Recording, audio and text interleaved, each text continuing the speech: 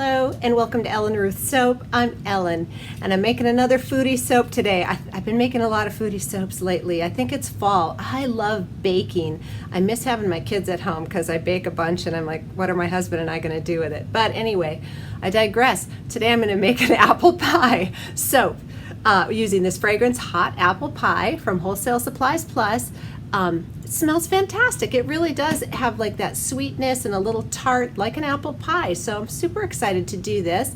It doesn't have any vanillin, so I'm really hoping that it won't discolor.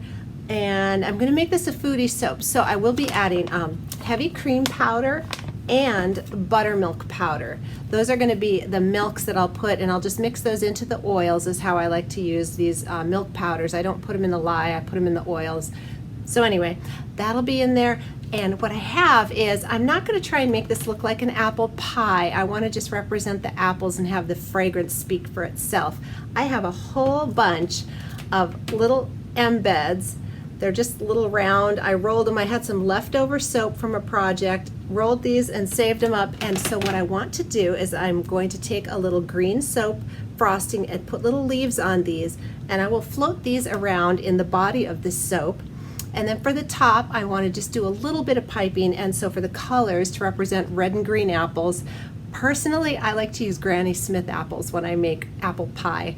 I think they stand up a little better, they're a little firmer, but some people use red apples in apple pie. So I have this crimson red wine, which is that gorgeous or what? And then I have this baby grasshopper green, but I just thought these two colors look pretty together. So I want to do a little piping on top with those as the kind of represent what's going to be on the inside of the soap.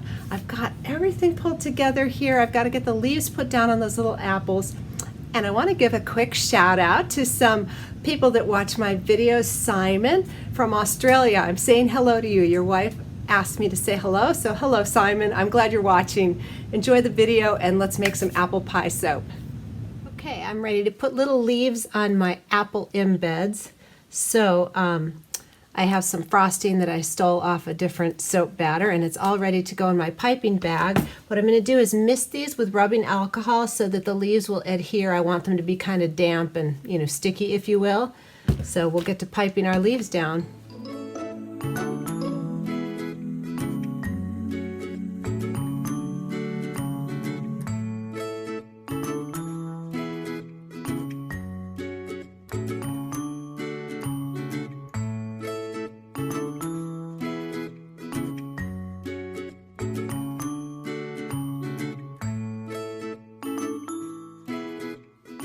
So it's the next day, and I've got my little, let me show you my apple embeds, and I did two different kinds of leaves. So this one I piped individual leaves, so it's going to look like that in the cut.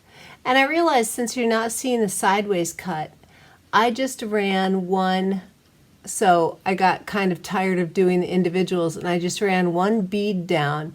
But I think on the individual cut, it's going to look good. So anyway, I got my little apple embeds correctly done here and ready to go.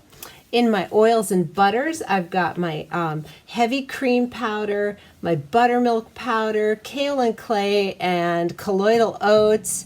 So this is like chock full of goodness. And I also put my hot apple pie fragrance in here. So it is all ready to go for the split offs and everything.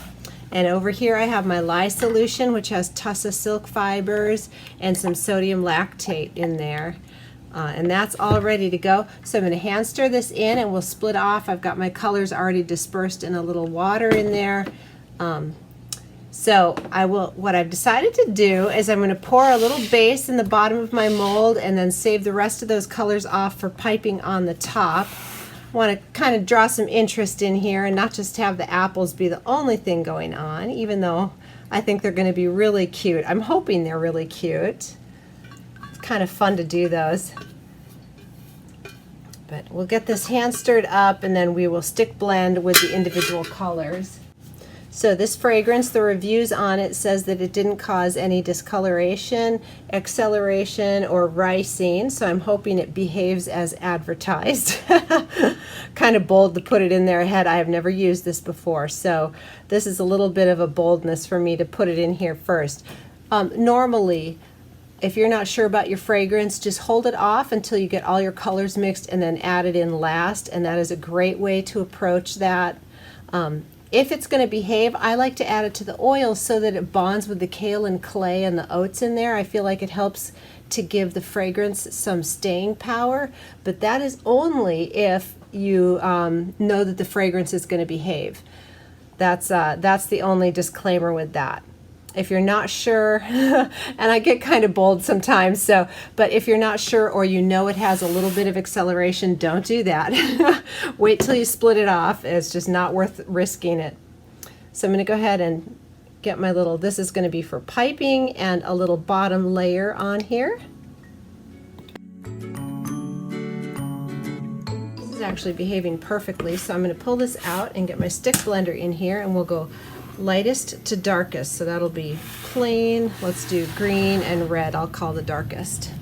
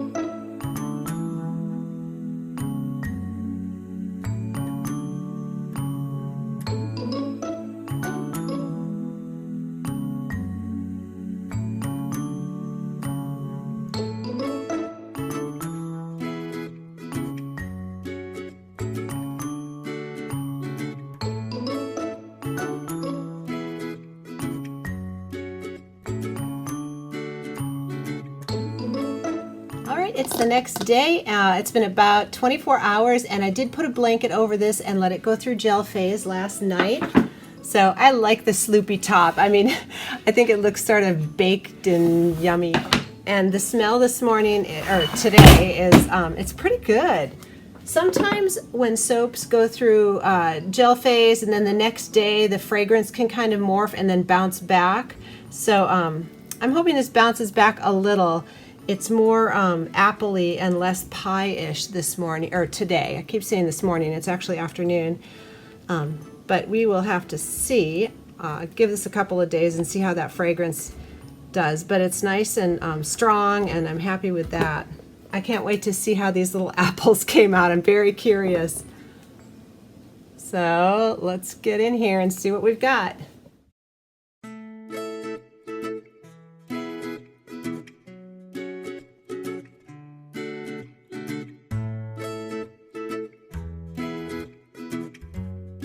Let's cut off my little end sample piece here, and then we'll get into the middle. Oh wow!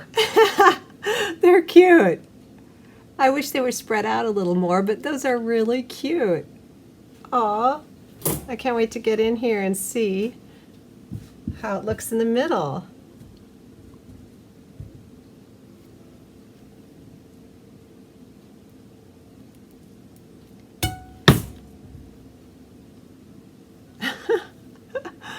Aw, they're cute. I think they're kind of happy bars. All right, let's keep going here and get into these.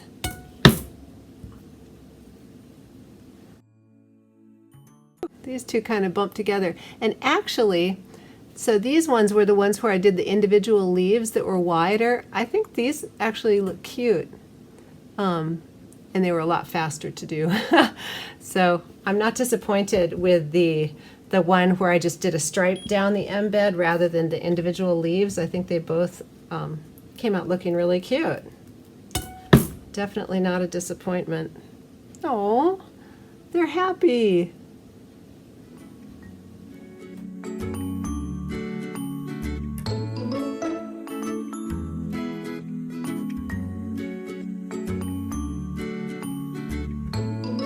It's been a couple of hours since I cut these, and they've had the surface areas open to the air, and I am pleased to report that the fragrance is really good.